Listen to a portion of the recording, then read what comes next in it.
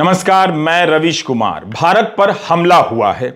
दरअसल अदानी को यह नहीं कहना था, शायद यह कहना था कि गुजरात पर हमला हो गया है। तब 2-3 नेता तो मैदान में आ ही जाते, उसमें भी 6 करोड़ या 7 करोड़ की संख्या जोड़ देते तो 413 पन्नों के जवाब तैयार करने की मेहनत से बच जाते। बल्कि प्रधानमंत्री मोदी अभी भी कह सकते हैं कि गुजरात को बदनाम किया जा रहा है। चल क्या रहा है इस देश में? अदानी कहते हैं भारत पर हमला हुआ है, लेकिन कोई उनके साथ सार्वजनिक रूप से खड़ा तक नजर नहीं आता। कम से कम गुजरात के नाम पर 2 लोग तो खड़े हो ही सकते थे। गौतम अदानी के कारण संसद नहीं चली, गौतम अदानी के कारण बाजार नहीं संभला। क्रेडिट सुइस के बाद अमेरिका के सिटी बैंक ने भी अदानी समूह को लोन देने से हाथ खींचा है, ऐसी खबर आई है। शेयर बाजार खुलने से पहले अदानी समूह के प्रमुख गौतम अदानी का वीडियो आया, लेकिन उसके बाद भी मार्केट में उनके शेयरों के दाम संभल नहीं सके। सेबी जांच करेगी, इस तरह की ऑफ रिकॉर्ड खबरें आती रहीं।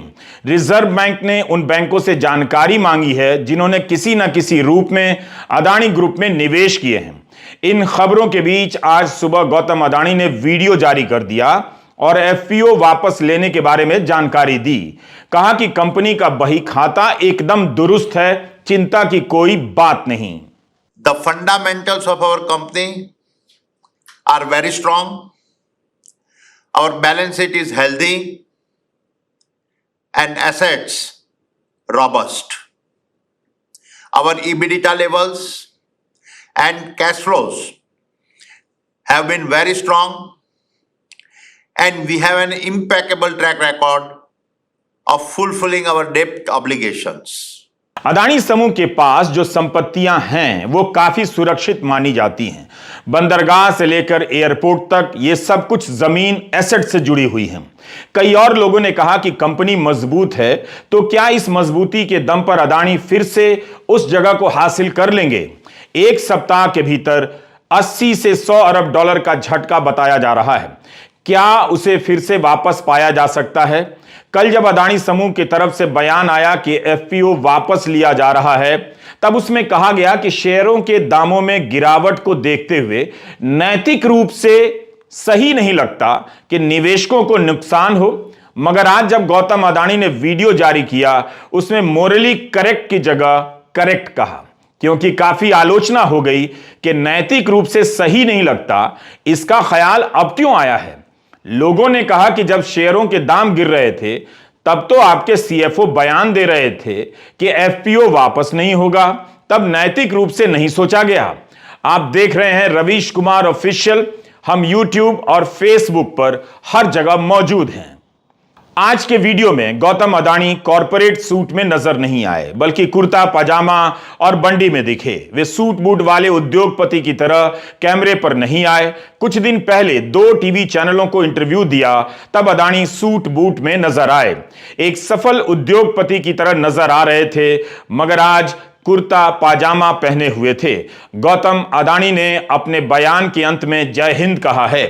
उनके वीडियो में तिरंगा नजर नहीं आया, जबकि उनके सीएफओ ने जब पहला वीडियो जारी किया तब साइड में तिरंगा था, जिसकी बहुत आलोचना हुई। ऐसा लग रहा है कि बयान देने के बाद उसे सही करने की भी प्रक्रिया साथ साथ चल रही है। जिस तरह से मैं YouTube वीडियो में गलती होने के बाद सही करने की प्रक्रिया का पता लगाता रहता हूं, लगता है अदानी समूह भी इस प्रक्रिया से गुजर रहा है। मूल बात यह है कि 413 पन्नों के जवाब से भी अदानी बाजार को भरोसा नहीं दिला पाए। उनके शेयर गिरते चले गए। अब किसी को याद नहीं कि 413 पन्नों के जवाब में क्या कहा गया था। जब यह नहीं चला तो गौतम अदानी ने खुद अपना वीडियो बनाया, उसका भी बाजार पर भरोसा नहीं हुआ, असर नहीं हुआ। क्या जो हो रहा है केवल हिंडनबर्ग की रिपोर्ट का असर है, या कुछ ऐसा भी है जो अभी सार्वजनिक रूप से हम या आप नहीं जानते हैं? भारत पर हमला कहा गया, मगर भारत तो अदानी के पीछे एकजुट नजर नहीं आ रहा है। अदानी अगर मेरी बात मान सकते हैं तो उन्हें अब बता देना चाहिए कि किस किस पार्टी को कितना कितना चंदा दिया है। इलेक्टोरल बॉन्ड में यह गुप्त रहता है, मगर अदानी तो बता ही सकते हैं कि किस किस को पैसा दिया, और लोग उनके बुरे वक्त में उनके साथ नहीं खड़े हैं। सबसे ज्यादा सैड बात यही है, मीडिया की अलग अलग रिपोर्ट के अनुसार करीब 1 सप्ताह में अदानी ग्रुप के शेयरों के भाव में 80 से 100 अरब डॉलर की गिरावट आई है। मगर उससे भी बड़ा झटका कुछ और है। सिटी बैंक और क्रेडिट सुइस का फैसला। दुनिया के दो बड़े बैंकरों ने अदानी ग्रुप के बॉन्ड को मान्यता नहीं देने की घोषणा की। यह केवल अदानी ग्रुप के लिए झटका नहीं है, बल्कि भारत के कॉरपोरेट गवर्नेंस की साख को भी गहरा धक्का पहुंचाता है। क्रेडिट सुइस स्विट्जरलैंड का एक बड़ा सा बैंक है। हमने भी सोचा जरा इसकी तस्वीर तो देखें, जिसने भारत के सबसे बड़े कॉरपोरेट घराने के बॉन्ड के बदले लोन देने से इनकार कर दिया है। हम कहां जा पाते यहां? ना ही हमारे पास कोई ग्लोबल चैनल है, मगर ग्लोबल दर्शक तो हैं। इसलिए हमने सुनीता जी को जगाया और कहा कि क्रेडिट सुइस के दफ्तर का विजुअल चाहिए, वीडियो चाहिए। सुनीता जी हमारे YouTube चैनल की दर्शक हैं। वो झट घर से निकली और यहां आ गईं। यह ज्यूरिख में क्रेडिट सुइस का मुख्यालय है। यह एक बल्ज ब्रैकेट बैंक कहा जाता है।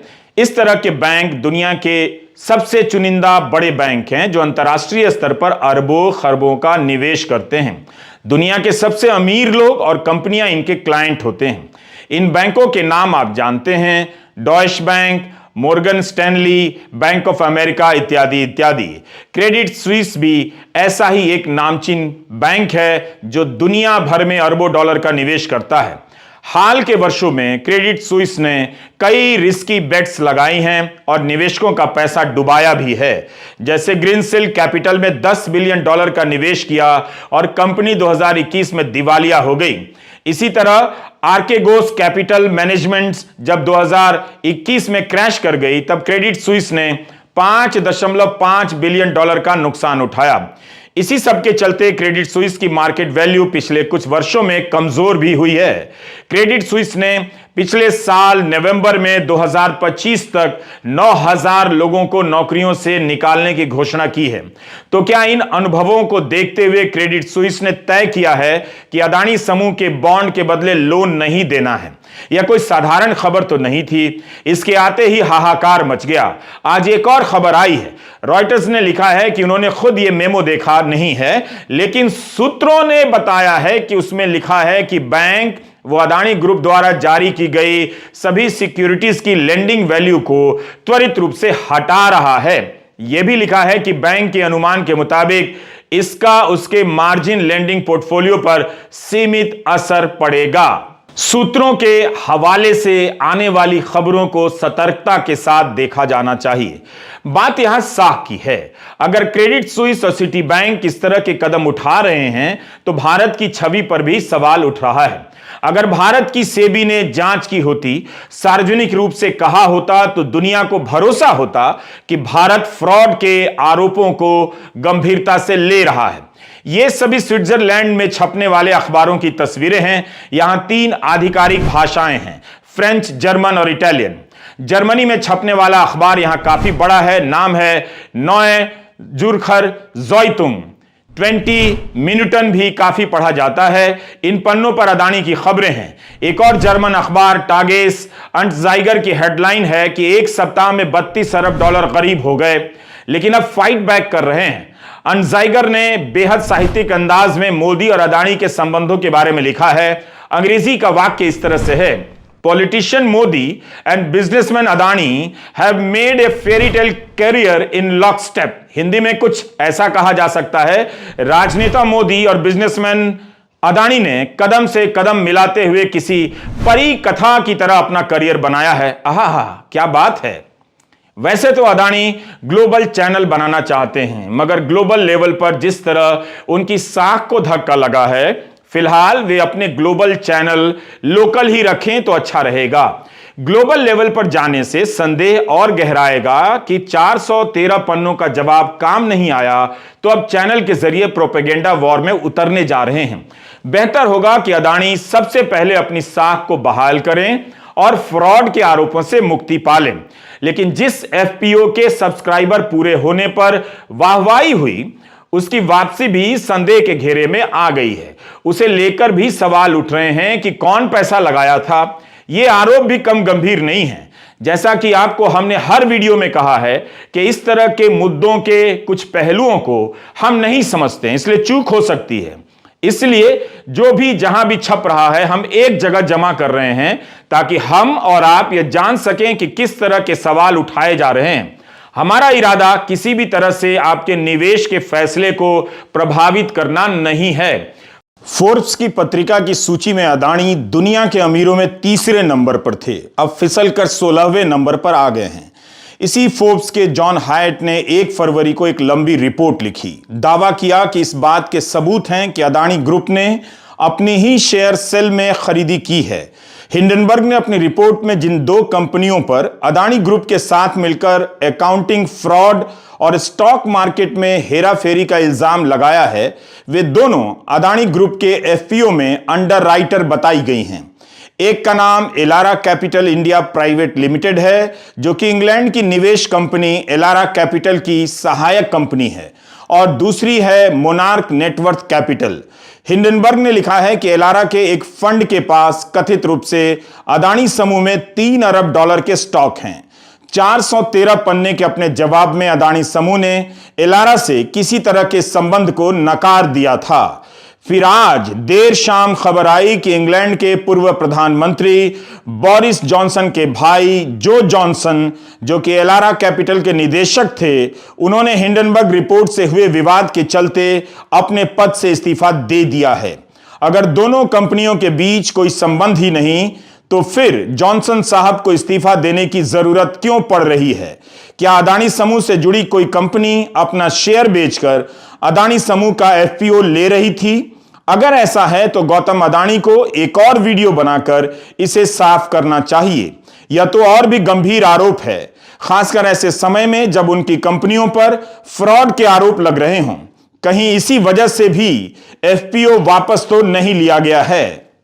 एफपीओ को वापस लेने से एफपीओ की खबरें खत्म नहीं हो गई हैं, बल्कि इससे जुड़ी खबरें अभी भी आ रही हैं कि भारत के कॉरपोरेट जगत के अंदर खाने में क्या क्या चल रहा है, उसकी भी झलक मिल रही है। बिजनेस स्टैंडर्ड और ब्लूमबर्ग ने अपनी रिपोर्ट में लिखा है कि एफपीओ में सबसे ज्यादा रुचि नॉन इंस्टीट्यूशनल इन्वेस्टर्स ने दिखाई है, जिन्होंने अपने कोटा से 3.26 गुना खरीदी की है। अल्ट्रा हाई नेटवर्थ वाले इन लोगों के नाम बताए गए हैं: अंबानी, सज्जन जिंदल, सुनील मित्तल, सुधीर मेहता और पंकज पटेल। ब्लूमबर्ग ने सूत्रों के हवाले से लिखा है कि यह एक साइन ऑफ सॉलिडेरिटी के रूप में किया गया है। लिखा है कि सज्जन जिंदल और सुनील मित्तल ने आखिरी समय पर एफपीओ में खरीदी की, जिससे अदानी की एफपीओ बिक्री पूरी हो सकी। यह सब कुछ गोपनीय सूत्रों के हवाले से छपा है। जहां भी सूत्र है वहां अतिरिक्त रूप से आप सतर्क रहें। लिखा गया है कि यह निवेश उनके निजी फंड में से किया गया, ना कि उनके द्वारा संचालित कंपनियों से। क्या यह सामान्य घटना है? यह भी अपने आप में बड़ी घटना है कि अदानी को बचाने के लिए कई बड़े उद्योगपति अपने निजी फंड से अदानी के एफपीओ में पैसे लगा रहे हैं। ध्यान रहे, म्यूचुअल फंड ने पैसा नहीं लगाया। एलआईसी ने अपना निवेश 3 करोड़ के बाद रोक दिया, आगे और पैसा नहीं लगाया। तो सज्जन जिंदल, अंबानी और सुनील मित्तल ने क्यों पैसे लगाए? अगर लगाए हैं तो हमारा सवाल है कि यह बिजनेस सेंस से लिया गया फैसला है या पॉलिटिकल हंटर के कारण लिया गया फैसला है? भारत के खिलाफ हमले के जवाब में उद्योगपति आपस में मिलकर लड़ रहे हैं, या सरकार आपस में लड़ने वाले या प्रतिस्पर्धा रखने वाले इन उद्योगपतियों को मिलकर बचाने के लिए कह रही है, एक दूसरे के साथ आने के लिए कह रही है? यह सब सवाल हैं। ब्लूमबर्ग में एंडी मुखर्जी ने लिखा है कि दुनिया की सबसे बड़े लोकतंत्र में अब अरबपतियों का भाईचारा बन गया है, ब्रदरहुड ऑफ बिलियनर्स। एक आफत में पड़ता है तो दूसरे आ जाते हैं बचाने के लिए। लिखा है कि अबू धाबी का शामिल होना पहले से ही पता था। हैरानी यह है कि भारत के अरबपति आखिरी मिनट पर अपने साथी के बचाव में आ गए। गरीबों के बीच भाईचारा खत्म किया जा रहा है, आप लोगों के बीच। इसके लिए रोज इन अमीरों के चैनलों से हिंदू मुस्लिम का नफरत परोसा जाता है। दूसरी तरफ अरबपतियों के बीच भाईचारा बन रहा है। एक सवाल यह भी है कि भारत के सारे अमीर मिलकर भी बाजार में अदानी की साख नहीं बचा सके। इन अमीरों की क्या साख है, इस पर भी बहस हो सकती है। हम अरबपतियों के इस भाईचारे पर वापस लौट रहे हैं बहुत जल्दी, लेकिन पहले आज के हमारे प्रायोजक की सूचना। पेंडोरा पेपर्स के अलावा पनामा पेपर्स में भी विनोद अदानी का नाम आया था। आपको याद होगा 2016 में यह इन्वेस्टिगेशन दुनिया भर के पत्रकारों ने मिलकर किया, जिसमें अरबों के ऑफशोर लेन देन का ब्यौरा था। अगर आप इस रिपोर्ट को और गहराई से समझना चाहते हैं तो कुकू एफएम की पनामा पेपर पर या audio book Panama papers explained सुन सकते हैं। इस किताब में कई पत्रकारों के काम और रिपोर्टों को आपके लिए एक जगह संग्रहित किया गया है और आसान भाषा में समझाया गया है। कुकू एफएम एक भारतीय ऑडियो शो प्लेटफॉर्म है जहां पर हिंदी सहित भारत की कई भाषाओं में 10,000 से भी ज्यादा ऑडियो शोज का संग्रह मौजूद है। अगर आप कुकू एफएम की वेबसाइट पर स्क्रीन पर दिखाई जा रहे कूपन कोड का इस्तेमाल करेंगे तो आपको पहले महीने की मेंबरशिप पर 50% का डिस्काउंट मिलेगा और 49 रुपए में आप कुकू एफएम पर मौजूद ऑडियो बुक सुन सकेंगे। इसका लिंक नीचे डिस्क्रिप्शन बॉक्स में भी हमने दे दिया है।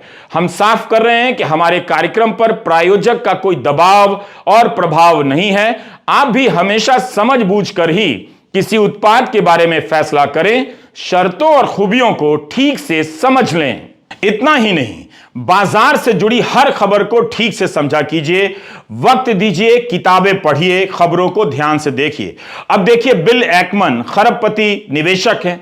इन्होंने बुधवार को ही कह दिया कि उन्हें इस बात से हैरानी नहीं होगी अगर अदानी समूह एफपीओ खरीदने के नाम पर जालसाजी कर ले। कुछ वास्तविक संस्थाएं तो होंगी जैसे अबू धाबी की इंटरनेशनल होल्डिंग कंपनी, लेकिन कुछ जालसाजी भी हो सकती हैं। उनके ट्वीट का यही मतलब निकलता है हिंदी में। यह हालत हो गई है, सारे सवाल सार्वजनिक हैं मगर खबरें ऑफ रिकॉर्ड।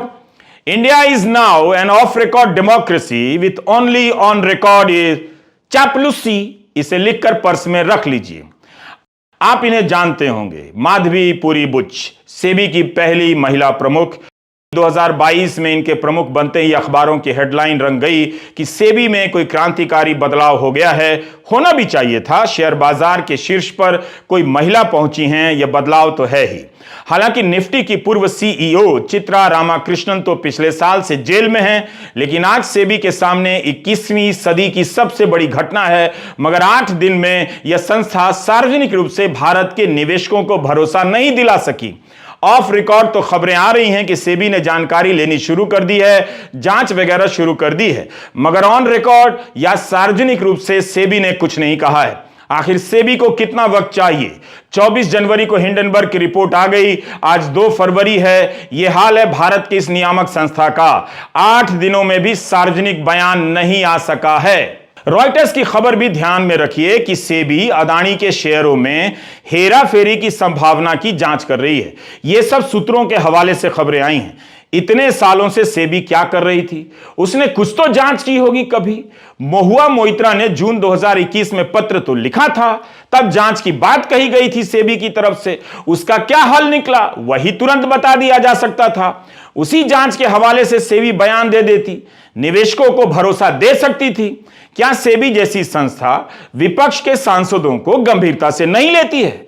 आमतौर पर विपक्ष के नेताओं के मामले में जांच एजेंसियां कितनी अच्छी तरह से अपने आप काम करने लग जाती हैं, जैसे विपक्ष को देखते ही कोई ऑटोमेटिक बटन दब जाता हो।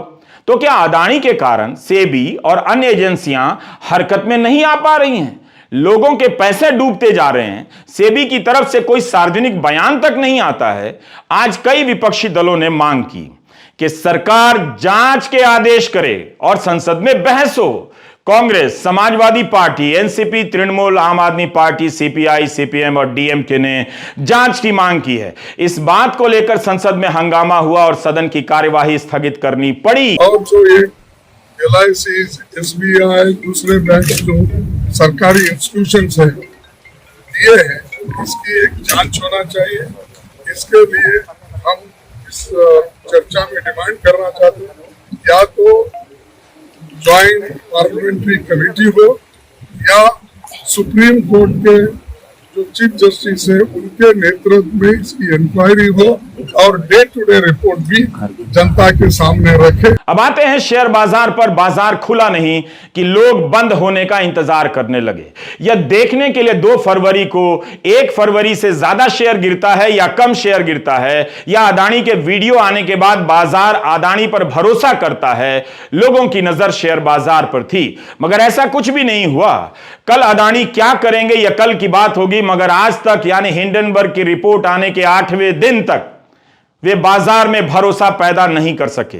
ना तो 413 पन्नों की रिपोर्ट से भरोसा पैदा कर सके और ना ही 4 मिनट के अपने वीडियो से।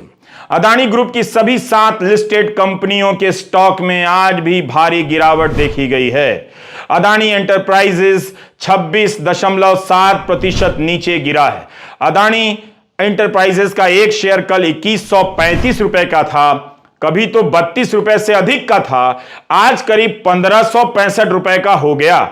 इसी तरह Adani power, Adani port, green, total gas, Wilmer transmission में आज 5 से 10% की गिरावट दर्ज हुई है। गौतम अदानी के निवेशकों को वीडियो संदेश देने के बावजूद बाजार बंद होते होते अदानी ग्रुप के शेयर नहीं संभल सके। गनीमत है कि आज एसबीआई और एलआईसी के शेयर नहीं गिरे। ब्लूमबर्ग ने आज सूत्रों के हवाले से एक और रिपोर्ट छापी है कि भारतीय स्टेट बैंक ने अदानी को $2.6 बिलियन यानी 21,000 करोड़ से भी अधिक रुपया लोन में दिया है, जो कि नियमों के तहत तय की गई राशि का करीब आधा है। एसबीआई के कॉर्पोरेट बैंकिंग के एमडी स्वामीनाथन जे ने भी कुछ दिन पहले यही बयान दिया था। पर अगर यह खबर सच है तो एक सवाल भी है। एसबीआई एक ही समूह को लोन देती है, फिर जिसे लोन देती है उसमें निवेश भी करती है, तो क्या यह हितों का टकराव नहीं है, कॉन्फ्लिक्ट ऑफ इंटरेस्ट नहीं है? यह सवाल हम बाजार के विद्वानों पर छोड़ते हैं। वीडियो लंबा होना ही था। हमारी कोशिश है कि चारों तरफ छप रही खबरों को जमा करें ताकि हिंदी के दर्शक समग्र रूप से इस घटना के विराट स्वरूप का दर्शन कर सकें। हिंदी के अखबार इतनी मेहनत नहीं करने वाले हैं। गोदी मीडिया के पास अब पत्रकारिता का कौशल भी नहीं रहा। कितनी शर्म की बात है, इतने सारे अखबार और संपादकों के रहते हुए अमेरिका का कोई एक बंदा एंडरसन अदानी समूह पर 100 पन्नों की रिपोर्ट जारी करता है और बाजार में कोहराम मच जाता है। ऐसा नहीं है कि भारत के पौरंजय गुहा ठाकुरता, रवि नायर, नेहा मसीह जैसे पत्रकारों ने अदानी समूह को लेकर खबरें नहीं की, मगर भारत का डब्बू और दब्बू बन चुका गोदी मीडिया उन खबरों को हाथ लगाने से कांपता था। बड़े बड़े पत्रकार, एंकर ट्वीट करने से डरा करते थे।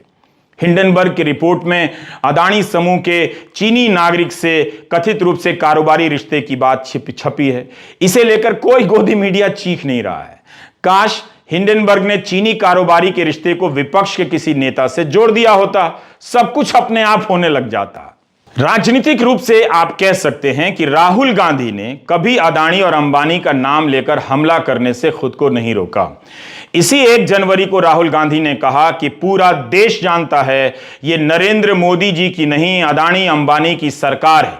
ये सच्चाई है और इनका पूरा लक्ष्य इनका आपके ध्यान को इधर उधर करना है। 2015 में भी राहुल का बयान है कि आप लोगों की सरकार उद्योगपतियों की सरकार है। सब जानते हैं बड़े लोगों की सरकार है, सूट बूट की सरकार है, वो हम समझते हैं। 2019 में राहुल ने कहा कि मैं एक नाम लेता हूं। पिछले 5 सालों में नरेंद्र मोदी ने अदानी को 50 कॉन्ट्रैक्ट दिए, 1 लाख करोड़ से ज्यादा। देश के एयरपोर्ट, देश के पोर्ट पकड़ा दिए, बिना कॉन्ट्रैक्ट के ही दे दिया। क्यों दिया? इसको आप क्या कहेंगे? इसको आप चोरी नहीं कहेंगे? इसको आप भ्रष्टाचार नहीं कहेंगे? तो क्या कहेंगे? ये राहुल के शब्द हैं। पिछले साल भी राहुल का एक बयान है। राहुल कहते हैं कि एक व्यक्ति को नाम नहीं लूंगा, हिंदुस्तान के सब पोर्ट, पीछे से कोई बोलता है अदानी, तो राहुल कहते हैं सब एयरपोर्ट, सब port, power transmission, mining, green energy, gas distribution, edible oil, जो भी हिंदुस्तान में होता है उधर अदानी जी दिखाई देते हैं और दूसरी साइड में Ambani ji. Petrochemicals, telecom, retail, e commerce में मोनोपोली, तो पूरा का पूरा धन चुने हुए लोगों के हाथ में जा रहा है। पूरा हिंदुस्तान जानता है भाई और बहनों, ये नरेंद्र मोदी जी की सरकार नहीं है, ये अंबानी अदानी की सरकार है। ये सच्चाई है और ये पूरा लक्ष्य इनका आपके ध्यान को इधर से उधर, उधर से इधर करने का है। मैं 2800 किलोमीटर चला हूं, 2800। मुझे कहीं नफरत नहीं दिखी, कहीं हिंसा नहीं दिखी, कहीं मारपीट नहीं दिखी। मगर जब मैं इनका टेलीविजन खोलता हूं, 24 घंटे मुझे मारपीट, हिंसा, नफरत दिखाई देती है। क्यों? क्योंकि ये आपका ध्यान इधर से उधर ले जाना चाहते हैं। जो सच्चे मुद्दे हैं उस पे आपका ध्यान गलती से ना चला जाए। जैसे जब कोई आपकी जेब काटता है, वो चाहता है कि आपका ध्यान आपके जेब पे गलती से भी ना चला जाए। ये हो रहा है इस देश में। राहुल गांधी 2014 से ही अदानी को लेकर हमला कर रहे हैं। 2014 से ही अदानी समूह की तरक्की में अप्रत्याशित मोड़ आता है। अब आपके सामने हिंडनबर्ग की रिपोर्ट भी है। इस एक रिपोर्ट के आने भर से अदानी के शेयरों का भाव 90 से 100 अरब डॉलर कम हो जाता है। दुनिया भर में भारत की साख दांव पर लगी है। यह वो खबर है जो खबरों को मैनेज करने में माहिर हो चुके हमारे देश के गोदी मीडिया से भी मैनेज नहीं हो पा रही है। सोचिए हिंडनबर्ग के आरोप क्या है, उसका प्रभाव क्या है। इसका डिटेल यहां के अखबारों में ठीक से छपा भी नहीं है। ज्यादातर लोग जानते भी नहीं हैं कि क्या आरोप लगे हैं। इसके बाद भी जिनका पैसा लगा है मार्केट में, उन्होंने जान लिया है। यही वजह है कि शेयर बाजार में अदानी के शेयर धाराशाही होते जा रहे हैं। कब संभलेंगे अदानी ही बेहतर बता सकते हैं। जिस तरह से उनके निवेश भारतीय अर्थव्यवस्था के बुनियादी ढांचे से जुड़े हैं, उससे लगता नहीं कि सरकार भी चाहेगी कि एक हद से ज्यादा गिरे, क्योंकि फिर संकट बुनियादी सेक्टर में भी दिखने लगेगा। नमस्कार, मैं रवीश कुमार।